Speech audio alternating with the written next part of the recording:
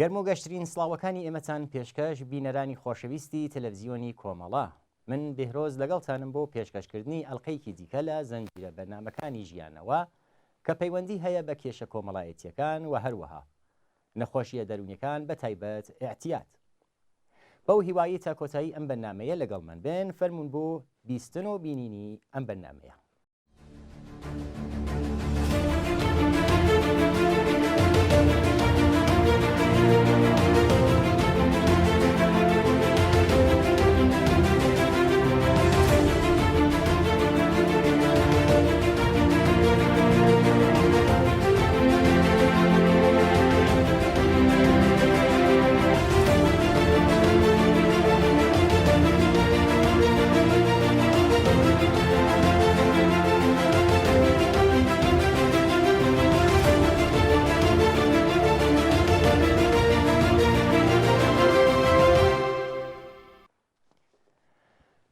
نەخۆشی دەرونی و پەیوەندی لەگەڵ ئێعتیاد. نەخۆشی دەرونی کێشەیەکی سەلامەتیە کە کاریگەری دادەنێت لەسەر هەستی تاکە کەسی، جۆری بیرکردنەوە، هەڵسوکەوت و پەیوەندیەکانی لەگەڵ دەوروبەرەکانی و هەروەها ئێعتیاد و نەخۆشی دەرونی ڕابطەیەکی قۆڵی لەگەڵ یەکتردا هەیە. هێندێک لە نیگەرانیە دەرونیەکانی کەسانی نەخۆش بەرەولای بەکارهێنانی مادەی هۆشبەر ڕادەکێشیەوە و لە لایەکی ترەوە بەکارهێنانی زیادە ڕەوی لە حەد و ئێعتیاد بەم جۆرە مادانەش دەتوانێت زەمینە خۆش بکات بۆ نەخۆشیە دەرونیەکان. بۆ هەڵسەنگاندنی زیاتر لەسەر ئەم بابەتە وتوێژێکمان هەیە لەگەڵ بەڕێز فیلسوف دکتۆر عەتا قادری، سەرنجدان بۆ بینینی ئەم بەرنامەیە ڕادەکێش.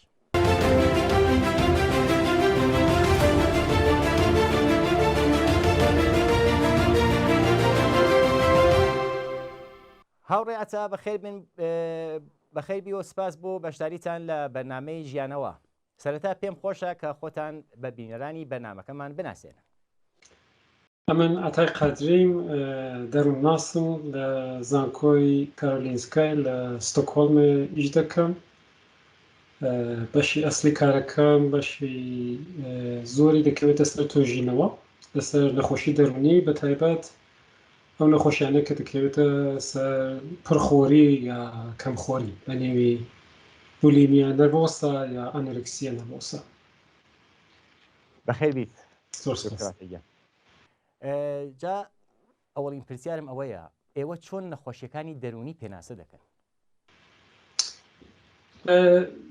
نەخۆشیەکانی دەرونی 1.2 تقریبان 300 نەخۆشی دەرونیمان هەیە ئەگە لێ کۆڵێنەوە لە شێوەکانی جیاوازی. نەخۆشیەکانی کە بەشێکی زۆری خەڵکی تووشی دەبن زۆرتر خەمۆچی و شێوەهای جیاوازی نیگەرانێ. بەشێکی گەورەش لەو نەخۆشیانە ئێعتیادە کە دەتوانێت بە ئەڵکۆڵ بێت، دەتوانێت بە مادەی هۆشبەری جیاواز بێت.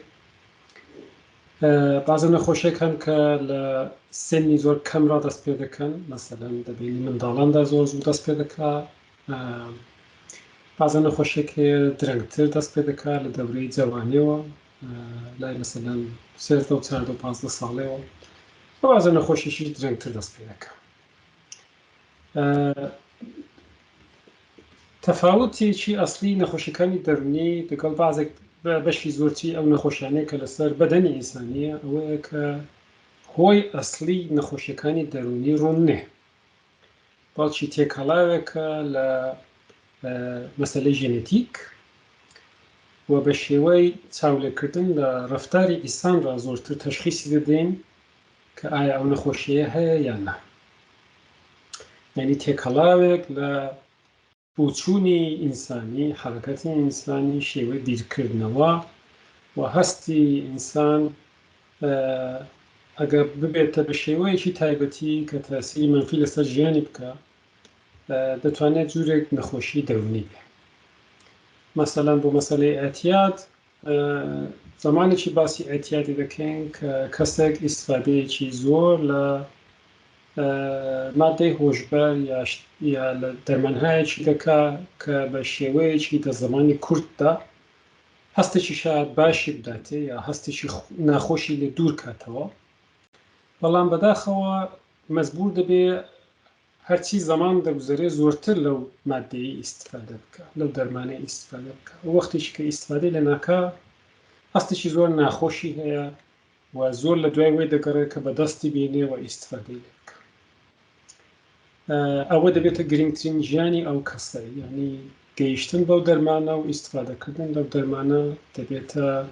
هەدەفی ئەسلی ژیان. ئەو دەرمانە نەش معمولاً تاسیری منفیان لەسەر بەدەنی ئینسانی هەیە، تاسیری منفیان لەسەر مێشکی ئینسانی هەیە. ژیانی ئینسانی، ژیانی کۆمەڵایەتی ئینسانی تێک دەچێت بە خەتیەوەی کە تەواوی تەلاش و ویست و بۆچوون دەچێتەوە سەرەوەی کە ئینسان ئیستفادە لەو مادانە بکە. بەڵام بازە نەخۆشیشی دەرونی دیکە هیچ ڕەبتێکی بە مادەی هۆشبەر یا هیچ دەرمانیش تایبەتی نییە، بەڵکی گۆڕانکاری هەیە کە دەمێشکی ئینسانیدا ساز دەبێت و تاسیە دەکات لە شێوەی هەستکردن و ڕەفتار و هامووشۆ و بۆچوون. مەسەلاً کەسانێکی کە تووشی خەمۆشی دەبن حەز دەکەن کە هیچ ئیشتیایەکیان بە ژیانکردن نییە، هەموو شتێکی ڕەش دەبینن، حەز دەکەن کە داهاتوو هیچ شتێکی باشی تێدا نییە، حەز دەکەن کە هیچ تاقەت و ئێنەرژیەکیان تێدا نییە، ئیشتیان لە دەست دەدەن، خەویان تێک دەچێت، یا بەرعەکس تووشی زۆرخۆری دەبن یا زۆر دەخەون، زۆر دەنون، مەیلیان بە زۆر شتان کەم دەبێتەوە و بەشێکی زۆری هامووشەی کۆمەڵایەتی خۆیان وەلا دەنێن، زۆرتر لە ماڵە دەبن، بە تەنە دەبن، هەمووشیان کەم دەکەنەوە و ئەوە هەر بەعیسی خۆڵبوونی ئەو هەستە ناخۆش و ڕەشەی دەبێت کە تێیاندا ساز دەبن. بۆیە لەسەرەوەی کە باسی چ نەخۆشیێکی دەرونی بکەین فەرق دەکا لە چ سن و ساڵێکیدا بێت، چۆن هات پێێتە پێشی. یعنی تەمەنەکانی فەرقەکە، سن و ساڵەکە فەرقەکات. بەڵێ مەسەلەن وەختێکی باسی منداڵان دەکەین و باسی خەمۆشی دەبینی منداڵاندا دەکەین، زۆرتر بە حاڵەتی تونند و تیژی تیاندا دەبینین. مەسەلەن منداڵ زۆر زوو قەڵز دەبن، زۆر زوو حەوسەلەیان دەچێت. ئەو خەمۆچیەیە کە مەسەلەن لە ئینسانی گەورەدا دەیبینین لە نەخۆشی خەمۆچیدا بە هەمان شێوە لە منداڵدا نادیترێت. شێوەکانی دیتنی دەگۆڕدرێ، شێوەکانی نیشاندانی مقدارێک دەگۆڕدرێ، بەڵام بەعزە شتێکی هەر بە یەک شێوە دەبێت. مەسەلەن کەسانێکی تووشی خەمۆشیێکی زۆر قوڵ دەبن حەز دەکەن کە ژیانی زمانایەکی نەماوە و پاشی ماوەیەکی زۆر بیر لەوەی دەکەنەوە کە ژیانی خۆیان تەواو بکەن. ئەوە مەسەلەن هەم دەبینی تازە جەواناندا هەیە، دەبینی لاواندا هەیە و هەم دەبینی ئینسانی گەورەدا هەیە بە یەک شکل. لە حاڵێکی کە مەسەلەن وەختێکی خەمۆشی لە منداڵی کەم سن و ساڵتردا دەبینین زۆرتر دەگەڕێتەوە سەرەوەی کە شلوقێ دەکەن، ناڕەحەتێکی زۆر نیشان دەدەن، قەڵس و تووڕەیەکی زۆر نیشان دەدەن، بێحەوسەلەیەکی زۆر نیشان دەدەن، تەمەرکوزیان کەمتر دەبێتەوە. بۆیە شێوەکانی هەندێک جیاواز. لە بین کوڕان و کچانیشە جیاوازە ئەم خەمۆچیە. مەسەلەن نەخۆشی خەمۆچی مەسەلەن شتێکە کە تەقریباً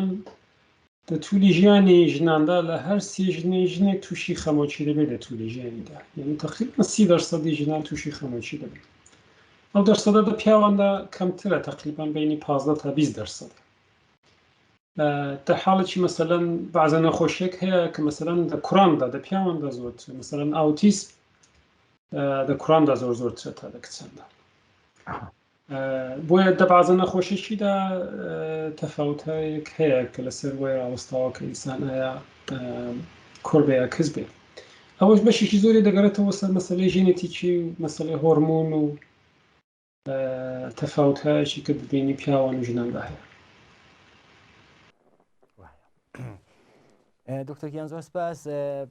دومین پرسیار ئەوەیە هۆکارەکانی نەخۆشی دەرونی کامانن؟ ئەگەر مەبەست ئەوە بێت کە دەلیلی چییە، بە چ دەلیلێکی ئینسان تووشی دەبێ، هەروەکی کوتم تێکەڵاوێکە لە مەسەلەی ژینێتیکی مەسەلەی ڕەفتاری. مەسەلەن دە بەعزە نەخۆشیێک وەکو شیزۆفرێنی دە قاموسەکانی کوردیدا بە عنوانی شێتی تەرجمە کراوەتەوە. شیزۆفرێنی نەخۆشیێکە کە ئینسان بە شێوەیەکی زۆر ڕوون زانایی خۆی لەسەر ژیانی دەوروبەری خۆی لەدەست دەدا. مەسەلەن دەتوانێت تەسەوور بکە کە مەسەلەن کەسانێک بۆ دوای کەوتن دەیان هەوێ ئازیەتی بکەن بەبێ ئەوەی کە شتێکی وا هەبێ، یا مەسەلەن نیگەران و ترسێکی یەکجار زۆری لەوەی هەیە کە مەسەلەن سازمانێکی جاسووسی زۆر گەورە مەسەلەن ئی ئەمریکا یا مەسەلەن رووسیای وە دوای کەوت بێ، یا فکر و خەیاڵاتێکی دەکا کە هیچ بناغەیەکی واقعی نییە.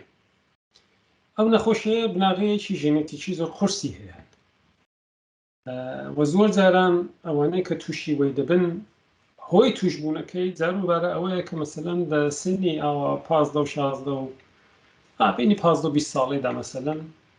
ماوەیەکی مەسەلەن خواردنەمەنەکەیان تێک دەچێ، خەوەکەیان تێک دەچێ، ئەوەیەکی مەسەلەن تووشی ناڕەحەتێکی دەبن. دەتوانێت شتێکی جوانیش بێ، مەسەلەن عاشقی کەسێکی دەبن ئەو کەسە جوابیان ناداتەوە، ئەوە دەبێتە هۆی خەمۆچێکی زۆر تند و مەسەلەن ماوەی هەفتێکی خەوەکەیان تێک دەچێت. ئەو ماوەیە کورتەی زاروبارە کافیە بۆی کە تووشی ئەو نەخۆشیەیە بن ئەگە ئەو بناغەیان هەبێ. یعنی زۆر جار پێویست نییە کە ڕووداوێکی زۆر قورس و ناخۆش لە ژیاندا بێتە پێشی بۆی کە ئینسان تووشی نەخۆشیێکی دەرونی بێ، بەڵکی ئەگە بناغەی ئەو نەخۆشیەیە هەبێ لە نەزەر ژێنێتیکیەوە ئامادەجی وەی هەبێت، جاروبارە شتێکی چکۆلە لازمە بۆی کە تووشی وەی بێ. بەڵام بەعزە نەخۆشیێکی دیکە زۆرتر ڕەبتیان هەیە بەوەی کە ژیان چۆنە و وەزعەتی ژیانی چۆنە و چ فشارێک بە ئینسانی دێ و بەشە ژێنێتیکەی کەمێک کەمترە. بەڵام تەقریبەن لە تەواوی نەخۆشیەکانی دەرونیدا بەشێک دەگەڕێتەوە سەر مەسەلەی ژێنێتیک کە خانەوادەدا ئامادەجی چ زۆر نەخۆشیشیان هەیە. ئەوە شتێکە کە لە نەخۆشی بەدەنیشدا هەیە، مثلەن بازێک لەمە ئامادەجی نەخۆشی مەسەلەن معدە و ڕوودەمان ڕیخۆڵەمان مەسەلەن نەخۆش، بازێکمان ئامادەجی نەخۆشی مەسەلەن تەنەفوسیمان دەبێت، ڕێیەکانمان سیپلاکانمان زۆرتر دەتوانێت ئازێت، بازێکمان مەسەلەن ئامادەجی وایمان هەیە کە تووشی هەڵامەت و ئەو جورە نەخۆشیانە بێت. ئەوەش دەگەڕێتەوە سەروەی کە خۆب ئینسان ساختێکی ژێنێتیکی هەبێ و تەنها شتێکیش کە دەتوانێت بیکە ئەوەیە کە تێبکۆشێ تا ئەو زگایە کە دەکرێت ژیانیش ڕێک و پێک بکە تا حەدی ممکن بە شێوەیەکی سالم بچێتە پێشێ، مەسەلەن شێوەی خواردن دروست بێ، شێوەی حەرەکەت و تەکان خواردن مناسب بێ، خەوەکەی ئینسانی منەظەم بێ، فشارێکی عەسەبی یەکجار زۆر بە ئینسانی نەگا، تووشی ناکۆچی زۆر ناخۆش نەبین، داهاتووی مشکلی زۆر گەورە پێش نەیە لە ژیاندا. و تەفاوتیش هەیە، مەسەلەن زۆر وڵاتاندا مەسەلەن زەختێکی زۆر زۆرتر لەسەر کچانە تا لەسەر کوڕە، مەسەلەن لە وڵاتێکی وەکو کوردستانیدا کوڕان ئازادیی زۆرتریان هەیە نسبەت بە کچان لە زۆر زەمیناندا، بەعزە فشارێک مەسەلەن زۆرتری بۆ کچان نسبەت بە کوڕان، ئەوە دەتوانێت مقدارێک احتیمالی مەسەلەن نەخۆش بوونی زۆرتر بکە. هەر وەچی کە مەسەلەن فەقیری و غەزای نامناسب، خەوی نامناسب، فشاری زۆر دەتوانێت هەم نەخۆشی بەدەنی و هەم نەخۆشی دەرونی ساز بکە. مەسایلی کۆمەڵایەتیش گرنگە کە ئینسان هەست بکە ئازادی هەیە، ئیمکانی انتخابی هەیە، دەتوانێت بە دڵی خۆی ژانی بێتە پێش تا حەدی ممکن. بۆیە عواملێکی زۆر دەست بە دەستی یەکتر دەدەن و بەداخەوە لە بەعزە مۆردێکیدا باعیسی نەخۆشی دەرونی دەبێت. نەخۆشی دەرونیش دەبێت بەداخەوە لە زۆربەی وڵاتان وەکو شتێکی زۆر سەیر چاوی لێ دەکەن، وەک کە عیب بێ ئینسان نەخۆشیێکی دەرونی هەیە، زۆر کەس هەیانە شتێکی زۆر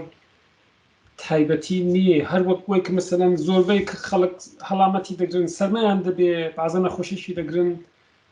نەخۆشی دەرونیش زاروبارەوە مەسەلەن زۆر کەس تووشی بەعزە شێوەیەکی نیگەرانی دەبێت، یا مەسەلەن بەعزە شێوەیەکی وەسواس دەبێت، ئینکاری ئەکەن. ئەوەیە کە دەبێت بەڕاستی فێر بین کە شێوەی چاولێککردنماندا و نەخۆشیانە هەندێک بگۆڕین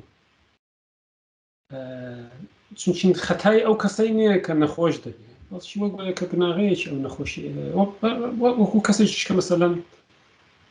نەخۆشیێکی بەدەنی دەگرێت معمولاً خەتای ئەو کەسەی نییە بەڵکی بناغی وەی هەیە ئەوە شەرایطەکە جوورێک پێش هاتووە کە ئەو نەخۆشیە سەر هەڵدەدا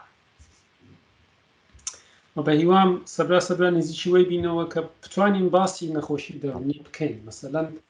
نیشاندراوە بە توێژینەوە کە کەسانێکی کە دەتوانن زۆرتر باسی مەسەلەن خەمۆشی خۆیان بکەن خەتەری وەی کە خۆیان بکوژن زۆر کەمتر دەبێتەوە خاتی وەی ئینسان بتوانێت باسی وەی بکات کە ئەمە تووشی خەمۆچین دەتوانێت یارمەتی وەربگرێت ئەو هەستە دەربڕێت بەڵێ وەفقەت دەربڕینی هەستەکەش نییە بەڵکی ئەوەش کە ئیسان لە تەنیایەکەی دێتە دەرێ وەختێکی کەسانی دیکە دەزانن کە مەسەلەن دۆستێک ئاشنایە کەسێک حاڵەتێکی خەمۆشی هەیە ناهێڵم بە تەنە بمێنێتەوە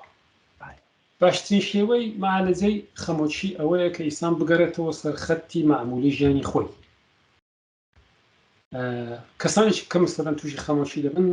هەر لە ماڵەدا دەنیشن مەسەلەن لە زیاد کە 7 ساعت 8 ساعت بوون مەسەلەن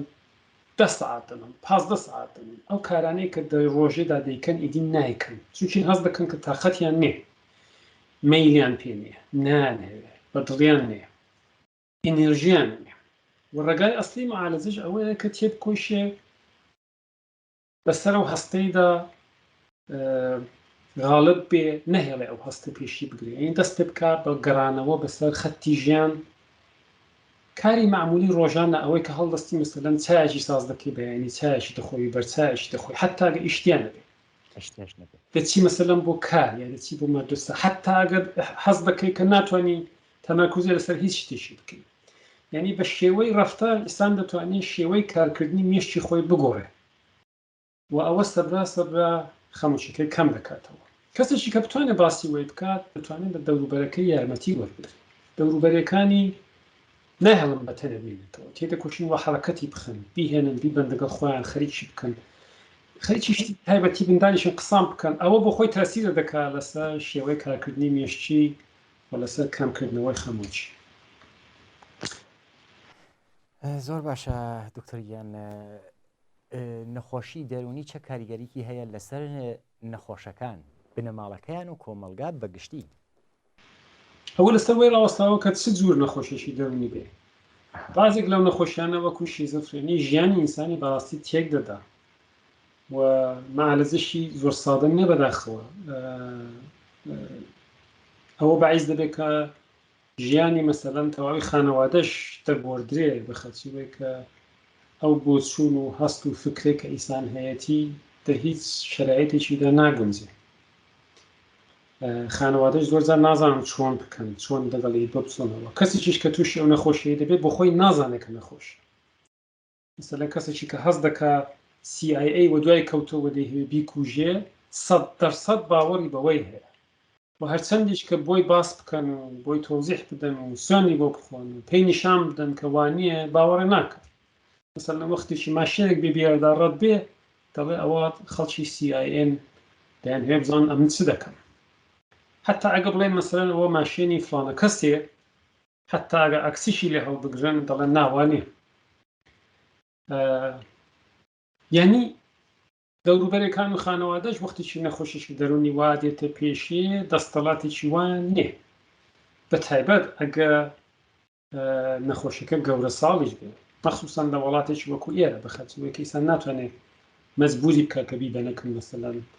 ڕەوانشناسێکی یا بیبەن دەرونناسێکی یا بکەن دکتۆرێکی کە دەرمانی بداتەیە بە شێوەیەکی یارمەتی بکەن بەڵام بەعزە نەخۆشیشی دیکە دەتوانێت ڕاحەتتر ئینسان دەتوانێت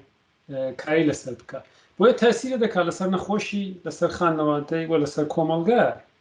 بۆ کەسێکی کە تووشی وەی دەبێ زۆرجار بەداخەوە بەعیسی شەرم و ناڕەحەتی دەبێ ژیانی تێک دەچێت بە زۆر شێوان کەم یا زۆر بۆ خانەوادەی دەبێت شتێکی قرس مەسەلەن ئێستاش لە بەعزە وڵاتێکی وەختێکی کەسێک بە خانەوادەیەکیدا نەخۆشی دەرونی دەگرێت تێدەکۆشین نەهێڵن کەس بزانێ و ئەو نەخۆشە هەر زۆرتر دەوری دەبەسترێتەوە لە جیادوەی کە بتوانێت ژیانی خۆی بەرێتە پێشێ، بتوانێت ژیانی خۆی تەبیعی بکاتەوە، پێشی دەگیرێ بەخاطی ئەو شەرم و ئەو مەسایلێک کە زۆر کۆمەلگایاندا هەیە. نەخۆشی دەرونیش زەربەیەکی زۆر گەورە لە کۆمەلگایەکەدا. مەسەڵەن خەمۆکی یەکێک لە گەورەترین مانعەکانی پێشرفتی زۆر جامەعانە، بەخاطیەوەی کە خەڵک بەخاطی ئەو مەسەلەی توانایی کاریان لەدەست دەدەن، توانایی خوێندنیان لەدەست دەدەن، کەیفێتی ژیانیان لەدەست دەدەن. ئەوە تاسیە لەسەر ژیانی خۆیان دەکات، لەسەر دۆست و برادەر و خانەوادەی دەکات. زۆر خانەوادەی لە باڵێک هەڵدەپڕژێنێ، یعنی دەتوانێت تاسیراتی زۆر منفی هەبێ. بەڵام ئەگە ئینسان بیبینێتەوە سەری وەخت ڕێگای مەعالەجە زۆرە. مەسەڵەن خەمۆکی بۆ زۆر کەسان بە تەقریبەن بینی 10 تا 20 جەلەسە یارمەتی لە لای دەروونناسێکی ڕا هەڵ دەکرێت، بەجێگوێی کە ساڵهای ساڵ ژیانی ئینسانی دەوەیدا بچیە. ئەگە بتوانین بیبینەوە، بتوانین باسی بکەین، بتوانین یارمەتی بۆ وەربگرین، قابلی حەلە. بەڕای ئێوە دەوڵەت، یاسا، کۆمەلگا، کولتور، بنەماڵە و هەلومەرجی جیاواز دەتوانێت ڕنگدانەوە و یاخۆ کاریگەری تایبەتی و جیاوازی هەبێت لەسەر نەخۆشەکان؟ بەڵێ دەتوانێت بە زۆر شێوان. وەزیفەی دەوڵەت و یاسای ئەوەیە کە زانایی بڵاو بکاتەوە لەسەروەی و ئیمکاناتی دەرمان پێک بێنێ. وەزیفەی کەسانیش کە مەسەلەی کولتوردا کار دەکەن ئەوەیە کە کولتور و بۆچووندا ئامادەجی وەی ساز بکەن کە خەڵک بتوانن باسی ئەو مەسەلەی بکەن، ئەو شەرم و حەیا و عەیبە و ئەو جورە قسانە وەلا بنێن، بزانن کە ئەوەش نەخۆشیێکە وەکو هەموو نەخۆشیێکی دیکە و زۆر کەس تووشی دەبن بە شێوەهای زۆر مختلف. هەروەکی کوتم تقریباً 300 نوعمان نەخۆشی دەرونی هەیە، دەرەجاتی مختلفیشان هەیە. یعنی کەسێکی کە وەختێکی دەڵێن خەمۆکی بۆ هەموو کەس بە یەک شێوەش نییە، بۆ هەموو کەس زۆر قورس نییە، بۆ بازە کەسێکی ماوەیەکی کەمترە، بۆ بازم کەسێکی ماوەیەکی درێژترە. ئەگە باز بکرێ ئیمکاناتی یارمەتی وەرگرتن ساز بکرێ، شتێکە کە ئینسان دەتوانێت بەسەری غاڵب بێ، دەتوانێت لە جیادوەیە کە ببێتە شتێکی ناخۆش و ژیانی ئینسانی تێکدا دەبێت، دەتوانێت بێتە عاملێکی ڕشدکردن، عاملێکی بەدەستهێنانی زانایەکی دیکە دەمەوەردی خودی ئینسانیدا. وەکو زۆر تەجروبەی دیکە کە زۆر جاران ناخۆشن بەڵام دەبێتە بەشێک لە زانایی ژیان. بۆیە تەبیعەتەن هەموو ئەوانە دەتوانێت تاسیرە هەبێ. بۆ چوونی بنەماڵی چۆنە لەسەرەوە مەسەلەی بنەماڵی واهن مەسەلەن کچێکیان هەیە مەسەلەن تووشی وەسواسی دەبێ و کەمێک خەمۆکە، ناڵن کەس ببینێت دەی شارنەوە بە شێوەی جیاواز،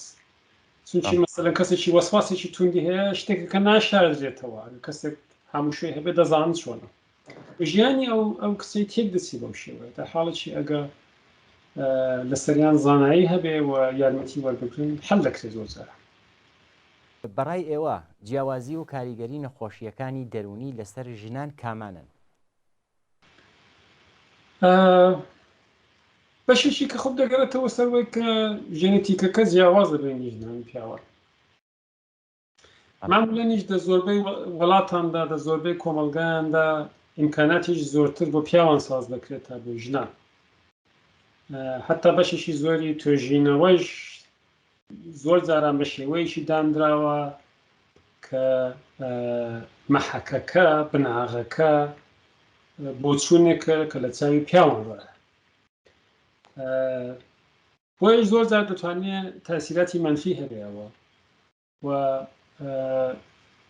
لێکۆڵینەوە مەسەلەن لەسەر زۆر نەخۆشیان کە زۆرتر ژنان تووشی دەبن کەمتر بوو نسبەت بە مەسەلەن زۆر نەخۆشی دیکە کە پیاوان تووشی دەبن.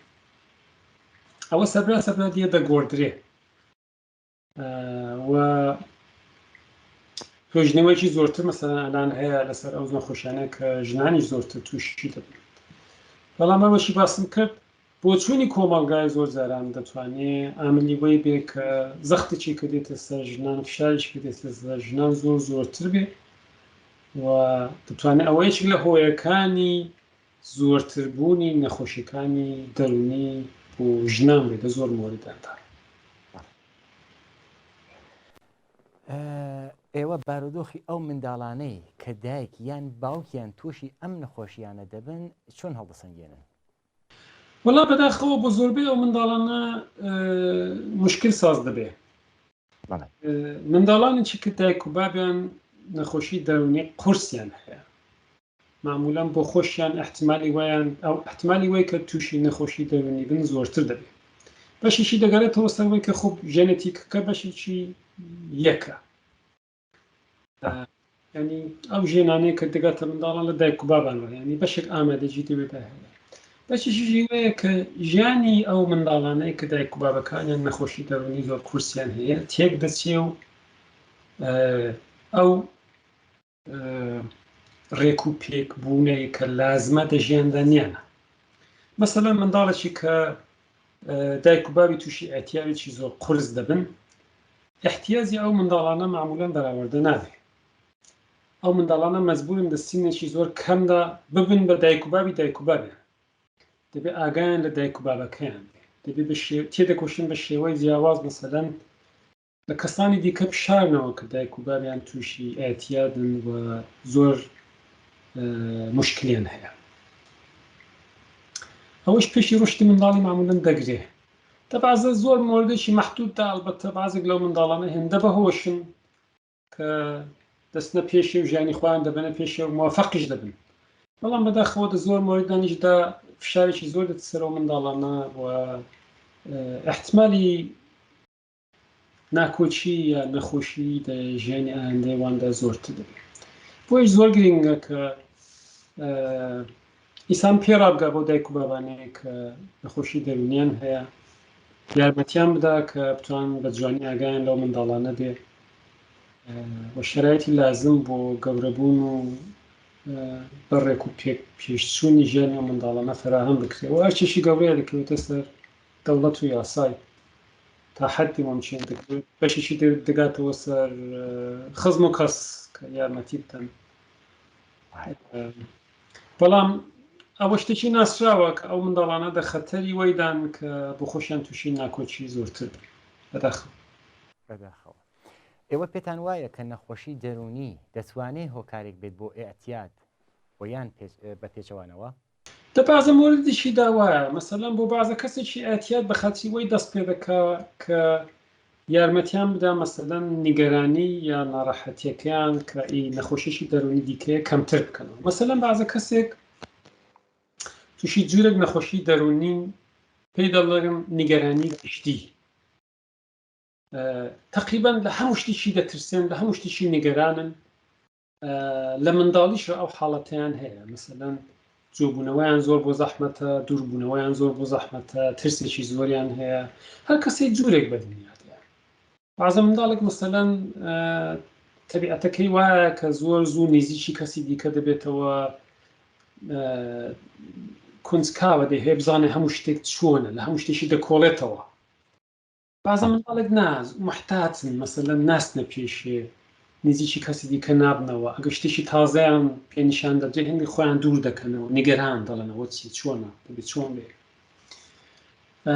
ئەو منداڵانە بازێکیان سەبرا ئەو نەخۆشی دەرونیەیان بۆ ساز دەبێت کە پێی دەڵێن نیگەرانی گشتی.